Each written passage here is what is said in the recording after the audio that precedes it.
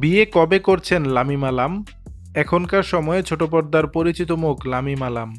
নির্মাতা কাজল আরিফিন অমির কিছু নাটক ও সিরিজে কাজ করে রাতারাতি দর্শকপ্রিয়তা পান অভিনেত্রী। কমেডি ঘরানার জনপ্রিয় ধারাবাহিক ব্যাচেলার পয়েন্ট থেকে পর্দায় অভিষেক ঘটে লামিমার। এছাড়াও দর্শকের ভালোবাসা পেতে নিয়মিত বিভিন্ন চরিত্রে কাজ করছেন এই অভিনেত্রী। মূলত কাজল আরিফিন অমির হাত ধরেই একে একে বিভিন্ন সিরিজে কাজ শুরু করেন লামিম আলাম।